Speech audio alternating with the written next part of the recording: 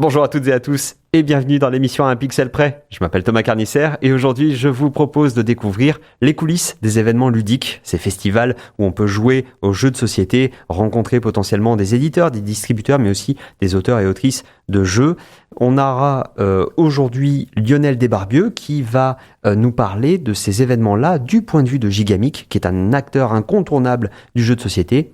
Un entretien justement assez riche en informations, puisque effectivement il nous parle à la fois de la relation avec les autres professionnels du secteur, mais aussi de comment lui voit le public, et c'est assez intéressant à découvrir. On écoute ça de suite. Gigamic, que ce soit au Festival international du jeu de Cannes ou que ce soit là au Flip, se retrouve vraiment à deux endroits. Voire des fois à trois endroits. Ici, on est sur plusieurs endroits. Sur 3-4 endroits, oui. Et du coup, est-ce que chaque endroit, maintenant, en fait, est une case qu'on peut remplir en toute quiétude, en disant, bah là, de toute façon, on est sur l'espace pro, donc on aura ça, les nouveautés. Là, on sera sur la partie grand public, on va mettre... Est-ce qu'il y a cette partie-là, ou est-ce qu'en fait, à chaque fois, il y a quand même le questionnement de la répartition, en fait, de Gigamic sur entre guillemets, sur le territoire du festival? Alors, de toute façon, chaque festival est repensé chaque année. Même si on part d'une base, si elle fonctionne encore, enfin on la remet justement en question tout le temps, enfin sinon c'est un peu dommage, mais en capitalisant de ce qui s'est passé, de ce qu'on a vu, du public, etc.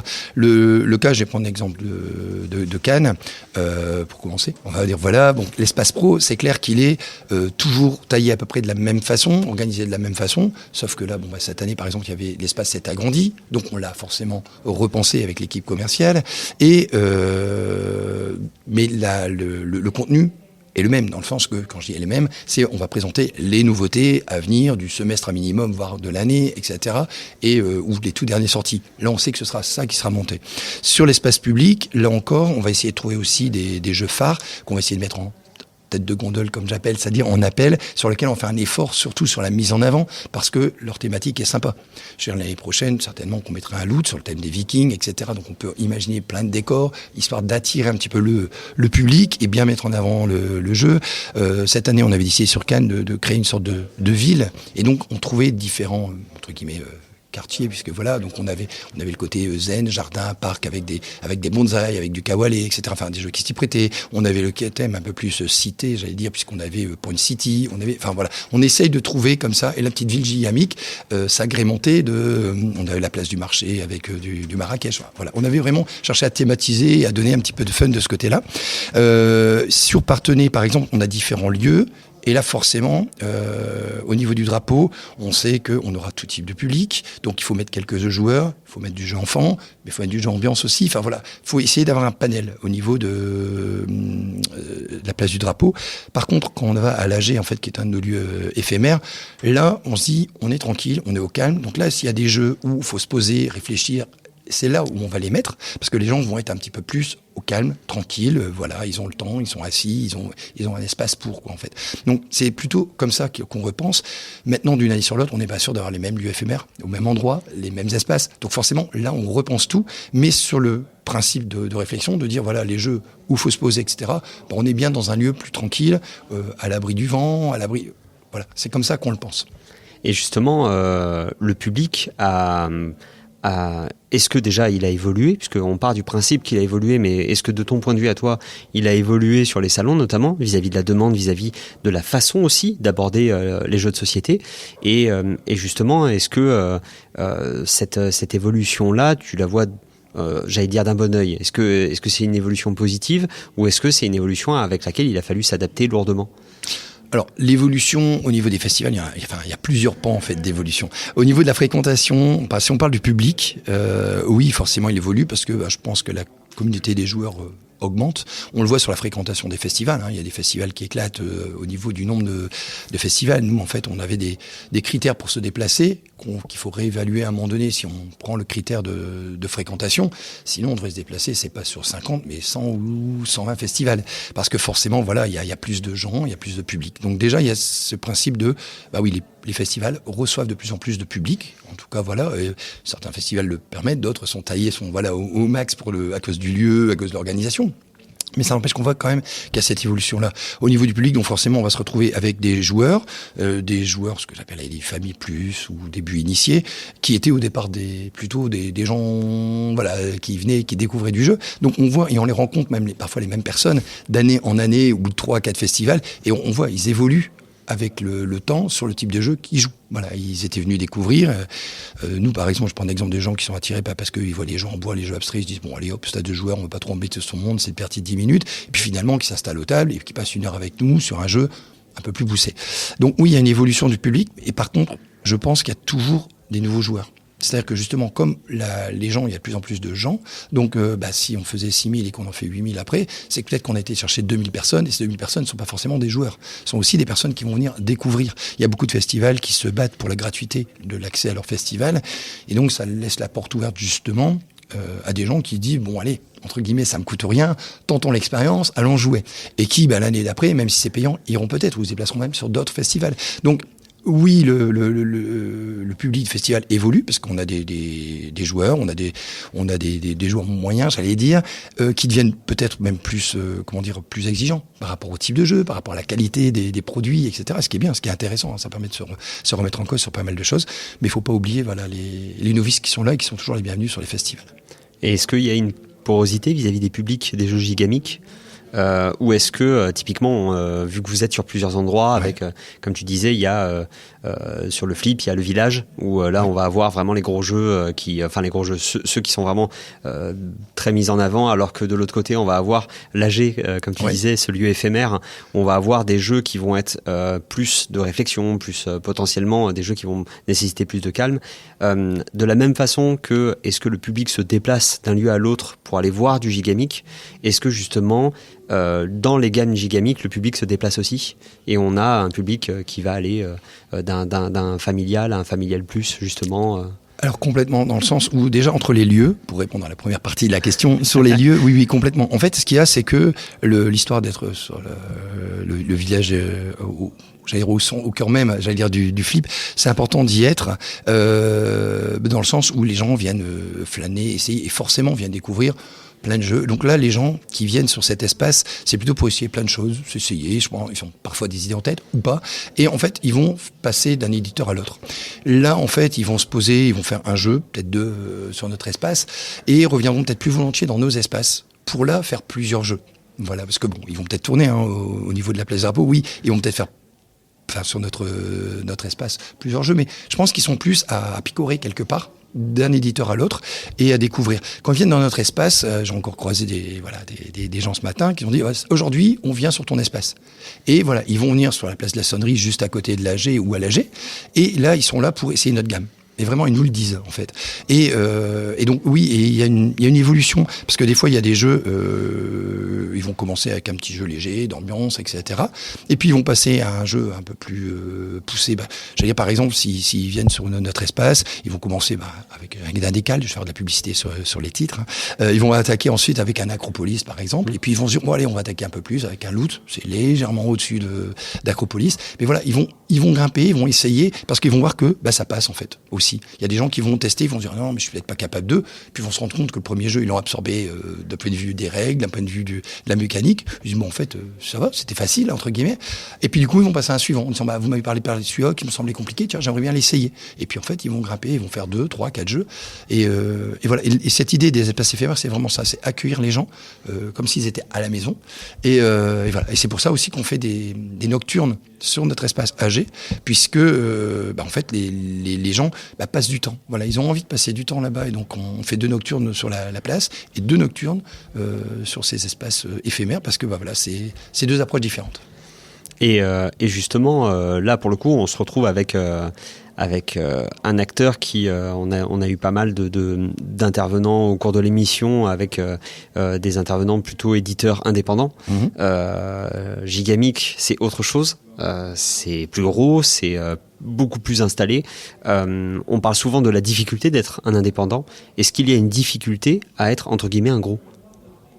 Est-ce que c'est difficile, en fait, d'être gigamic en termes de marché ? Alors, j'ai reparlé de l'aspect convivialité, proche du public, proche des boutiques. C'est vraiment une volonté. Et c'est vrai que les boutiques ont toujours peur de voir une entité grossir, parce que il y a encore une dizaine d'années, c'était 15 personnes, quoi, peut-être. Enfin voilà, c'est vrai qu'on développe, on a de plus en plus de partenaires dans la distribution, par exemple. Voilà.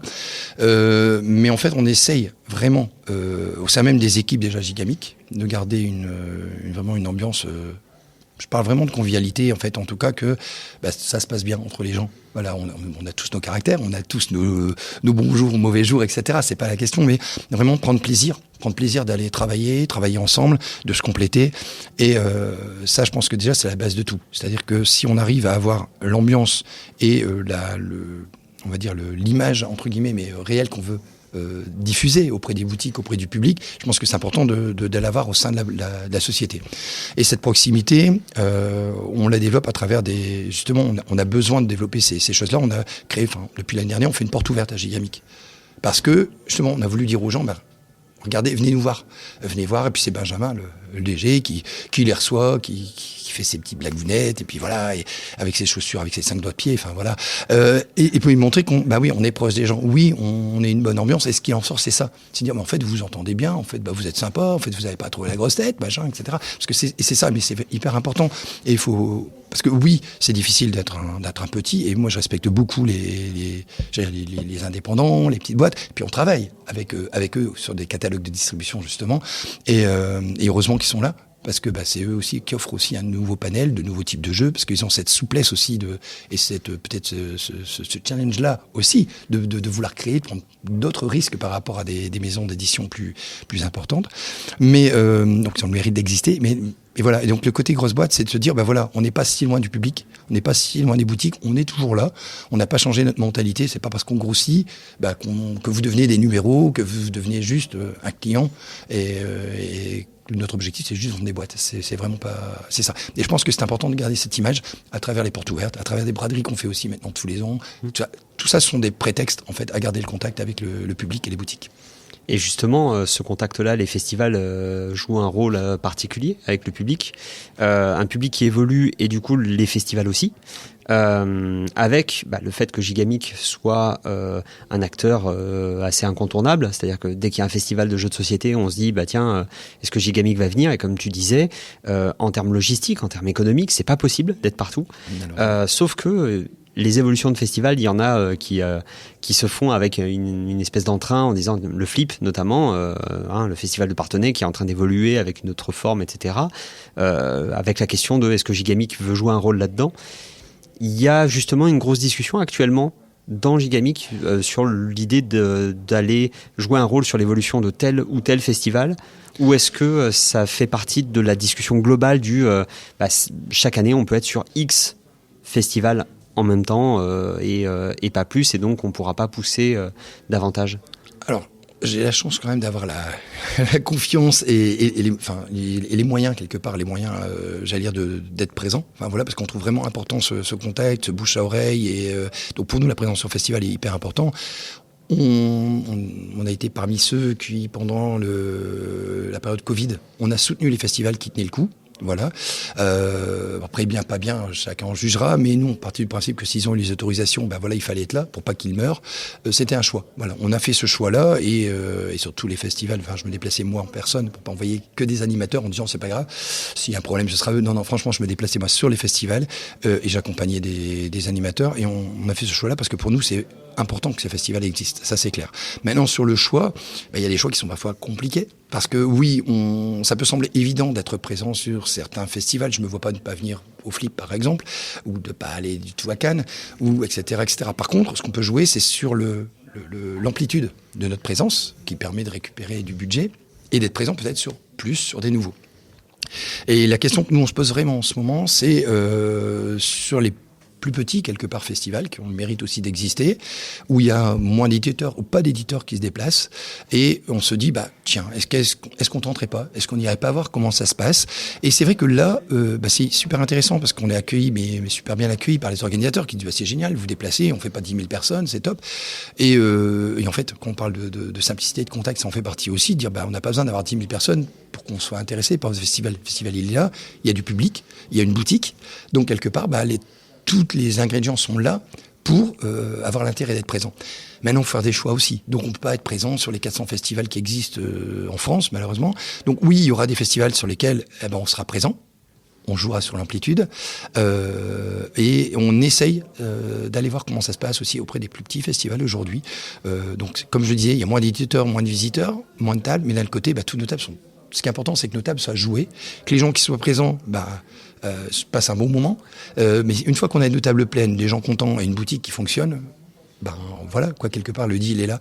Et voilà, c'est ça qu'on essaye de regarder, de s'ouvrir et de répartir au mieux, quitte à aller sur certains festivals une année sur 2 et pas tous les ans. Enfin, voilà, l'histoire, c'est maintenant l'enveloppe budgétaire, c'est clair, il y a quand même un frein, on peut pas, il n'y a pas un élastique qui permet de l'agrandir comme on le souhaite. Mais par contre, voilà, je pense que c'est important d'essayer de voir ce qui existe un peu partout et d'être présent sur tout le territoire. Pas simplement que les festivals qui soient au nord de Paris ou dans le sud-ouest ou j'en sais rien. Voilà, c'est essayer d'équilibrer aussi un petit peu tout ça. Et justement, est-ce que toi, d'un point de vue personnel et de professionnel, cette évolution de festival, c'est quelque chose qui te fait envie? Tu parlais tout à l'heure de la nécessité justement de Gigamic de repenser chaque année la présence sur les festivals. Est-ce que justement le fait que les festivals se posent la question de comment évoluer, de comment aller dans telle direction, dans une autre, etc., potentiellement de te demander ton avis sur ces questions-là, est-ce que c'est quelque chose qui provoque une certaine effusion ou vraiment un enthousiasme de ta part, ou est-ce que tu essayes le plus possible au contraire de rester un peu entre guillemets la tête froide en disant attends, on va voir comment vous faites, parce que du coup autant nous ça nous permet d'être là, effectivement, d'être avec vous sur ce terrain-là, mais pas celui-là. Comment est-ce que tu arrives à discerner un petit peu toute cette profusion, en fait, finalement, d'initiatives qui quand même sont en fait, pour moi, il y a 4 points de vue dans un festival à chaque fois, et les 4 sont aussi importants, les uns que les autres. C'est-à-dire qu'il y a les organisateurs. Les organisateurs, déjà, souvent, c'est des équipes de bénévoles, ou ça peut être des privés professionnels, j'allais dire, qui organisent le festival. Leur intérêt est donc, selon que ce soit des privés ou des bénévoles, certes différents, mais ils ont, eux, leur ambition, c'est-à-dire d'accueillir un certain nombre de personnes, que les gens soient contents, que les bénévoles s'éclatent aussi, faire de la promotion pour leur association. Enfin, il y a plein de critères possibles, je veux dire, pour eux, d'objectifs de faire ce festival. Donc déjà, il y a eux, savoir ce qu'ils attendent du festival qu'ils nous proposent. Les deuxièmes acteurs, entre guillemets, ça va être le public. Qu'est-ce que, en venant sur ce festival, le public attend ? Est-ce qu'il attend de voir des éditeurs? Est-ce qu'il veut juste avoir, pas de prise de tête, avoir une banque de jeux sur des tables et qu'on vienne pas les embêter avec des applications? Enfin, voilà, il y a plusieurs types d'attentes aussi du public. Ensuite, il y a les boutiques. Parce que nous, c'est vrai que quand on se déplace sur un festival, on aime bien qu'il y ait au moins une boutique, parce que pour nous, faut savoir que le public, souvent, c'est déjà chaque coup de cœur. Et il y a une certaine frustration des gens quand ils ne trouvent pas leurs produits en boutique, ou quand il n'y a pas de boutique, parce qu'ils se disent, j'aime bien. Alors oui, ils disent, on va aller l'acheter, peut-être, on verra bien, mais c'est pas la même chose. Il n'y a pas le côté plaisir, souvenir, etc. Donc c'est important aussi d'avoir la présence de ces partenaires boutiques sur les festivals. Et après, il y a forcément l'éditeur. Et donc, et l'éditeur, qu'est-ce qu'il attend? C'est la mise en avant de ses jeux. Alors ça peut être que de ses nouveautés, ou alors de ses nouveautés et d'un fond de catalogue, quelque part l'occasion de remettre en avant des jeux existants. Et là, ça va dépendre aussi de la maison d'édition, parce que voilà, comme tu dis, il y a différentes tailles. Il y en a, c'est vital pour eux de mettre en avant un seul jeu sur 4, 6, 8 tables, parce que il faut à tout prix qu'on en entende parler. Et nous, on essaye de faire un panel de jeux. Enfin, on a vraiment d'autres approches. Donc, en fait, il faut que ces 4 acteurs s'y retrouvent. Et j'allais dire que l'équilibre n'est pas simple. Parce que des fois c'est des questions de budget aussi, parce que une association qui a les salles à prêter, les tables à prêter, etc. Peut se permettre de pas faire payer le festival, mais d'un autre côté va attendre des éditeurs une petite aide financière. Quand je dis petit, c'est plus ou moins grosse participation. Mais le problème c'est que on peut pas, nous éditeurs non plus, avoir un porte-monnaie comme ça qui nous permette de dépenser des milliers et des cents pour des tables, et parce que si on paye notre présence, et on paye aussi nos animateurs, c'est des déplacements, c'est parfois des logements. Enfin voilà, il y a toute cette enveloppe à gérer, et on a aussi nos limites. Et la rentabilité de notre présence sur un festival est très compliquée à quantifier. Ok, on peut vendre beaucoup à travers la boutique, mais c'est pas ça qui va rentabiliser. Pour nous, un festival doit pas être rentable au terme financier, mais rentable sur une image véhiculée par rapport à nos jeux. Est-ce que nos jeux ont été visibles? Est-ce qu'ils ont été joués? Est-ce qu'ils ont eu un bon accueil? Est-ce que ce bouche à oreille va permettre de réussir un petit peu l'implantation du jeu sur le monde du jeu?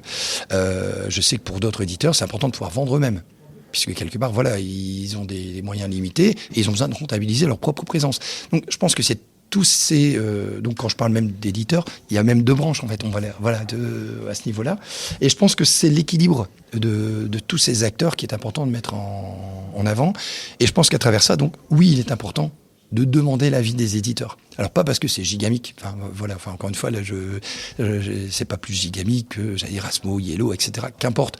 Là, c'est pour citer, on va dire, dans la partie un peu plus grosse. Mais je pense que l'avis de chacun est important. Et l'idée, moi, de ces échanges-là, c'est de la pérennité des festivals. Parce que oui, si on augmente toujours les prix des tables, que tout est toujours plus cher, parce qu'on a eu les déplacements qui ont augmenté, on a eu les logements, enfin, tout a augmenté. Les tables augmentent aussi pour notre présence. Il y a un moment donné, on va pas pouvoir suivre. Mais nous, notre objectif, c'est pas que le festival meure. Comment faire pour que les festivals passent ces années en toute sérénité, que l'association soit pas déficitaire, que la boutique, elle vende ses jeux. Enfin, voilà. Cette équation-là est très compliquée. Et je pense que c'est en échangeant et en étant franc et en jouant carte sur table pour chacun qu'on peut faire avancer les choses. Oui, parce qu'il y a une vraie volonté justement de participer à ces échanges-là, de finalement participer à une espèce de vie associative, finalement au niveau local, mais sur finalement tout le territoire. D'autant plus qu'il y a quand même effectivement du coup Gigamic qui va être présent sur les salons et comme tu disais à un moment donné sur une autre question, Gigamic présent dans plus de 70 pays. 70 pays dans le monde, ouais, tout à fait. C'est énormissime. Ah non, mais c'est un gros boulot parce que tout à l'heure, on parlait des équipes, et puis Export n'est pas une grande équipe, mais elle est efficace. Voilà. Elle est quand même super efficace. Pour ça, je dis, il n'y a pas de petits métiers. Enfin, je pense que ça arrive, voilà, du comptable, du contrôleur de gestion, j'allais dire, qui sont complètement dans l'ombre. Je parlais de l'entrepôt. Enfin, voilà, on a vraiment un panel de métiers, comme dans toute société, hein, et chaque maillon a sa place. Donc voilà, c'est ça, c'est important de le souligner, quoi. J'en profite. Et justement, tu disais que tout avait augmenté. Ouais. Est-ce que tu as vu sur le terrain justement une évolution du post-Covid, voilà, un avant et après Covid justement sur la manière de penser ces événements ou même de penser justement l'action de Gigamic? Alors l'après-Covid, il y a eu plusieurs choses. Il y a eu l'après-Covid, là, tout de suite après Covid, où les gens étaient contents, youpi, je suis libéré, je peux sortir. Même s'ils ont été prudents sur les premiers festivals, une fois qu'ils ont compris que bon, c'était un tout petit peu derrière nous, on va dire, on a eu cet engouement qui est revenu. Il a fallu du temps parce que l'autre était devenu le danger pour l'autre, hein, donc quelque part ils avaient peur des réunions de groupes importants. Donc ça a été un petit peu lent des fois le redémarrage, mais une fois que tous les festivals ont repris, c'était cool. L'après Covid, par contre, pareil, nous on avait perdu l'habitude de la présence comme ça sur autant de festivals. Il a fallu s'organiser, enfin se rappeler comment on faisait avant, entre guillemets, j'exagère, mais voilà, cette parenthèse de 2 ans, ça n'a pas que du bon, hein, au niveau de notre organisation et même au niveau des festivals. Parce que les festivals, je parlais tout à l'heure de bénévoles, mais des bénévoles ils ont perdu certains bénévoles. Ils sont renouvelés, c'est bien, etc. Mais voilà, c'est des nouveaux, ça ne savent pas trop comment faire, les anciens sont plus forcément là. Donc cette parenthèse aussi, il a fallu que tout le monde se réorganise un petit peu. Et ça peut être une période qui a été simple. Et puis aujourd'hui, on compare souvent en disant je suis content, j'ai autant de festivaliers qu'avant Covid. On a cette réflexion régulièrement en fait de la part d'organisateurs parce que c'était un petit peu leur jauge, en fait, leur jauge de référence, c'était 2019, juste avant Covid, et donc on connaît ça. Et pour beaucoup, pour certains, on va dire, en tout cas, la jauge est même redépassée. Donc voilà. Donc la petite parenthèse, elle est finie, et on reprend, quoi, en fait. Voilà. Donc oui, il y a eu une phase de transition 2020-2023 en fait de ces années Covid. 2024, on est vraiment revenu, je pense, dans une, je ne sais pas si on peut appeler de normalité, mais voilà, ou de fréquentation, etc. Après, il y a des festivals qui, oui, certainement, qui ont disparu, malheureusement, suite au Covid, parce que ils ont perdu leur volonté, ils ont perdu leurs bénévoles, et puis voilà, ils ont perdu leur salle parce qu'ils sont plus bloqués de la même façon. Il y a plusieurs facteurs qui ont fait que, mais bon, dans l'après-Covid, on a des nouveaux qui arrivent, des nouveaux festivals, et puis donc là, ça continue et tant mieux.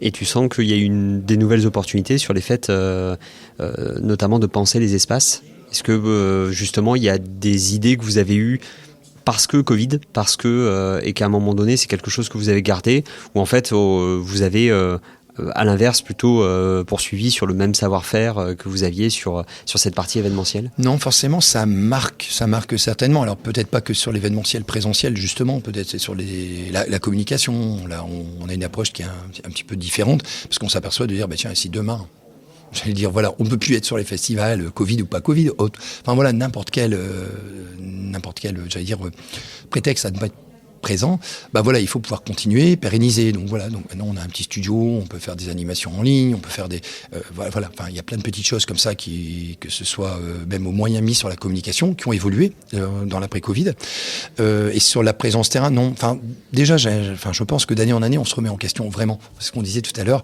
même sur la présence je prends l'exemple de Partenay, hein, c'est déjà est-ce qu'on reconduit le même budget, est-ce qu'on y met plus, est-ce qu'on y met moins, est-ce qu'on peut mettre plus, même si on le souhaite, c'est pas toujours possible non plus.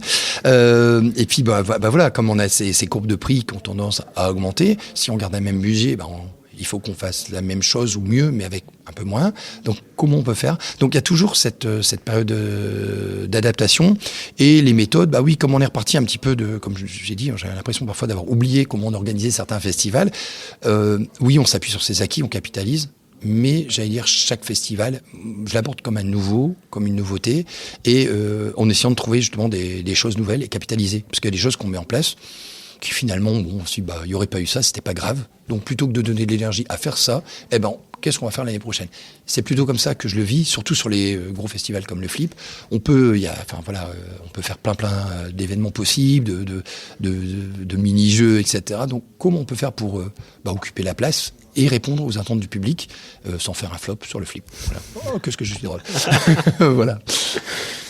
Et du coup, j'ai une dernière question, mais celle-là, elle va être... je vais partir plutôt sur les jeux de Gigamic, sur le Flip.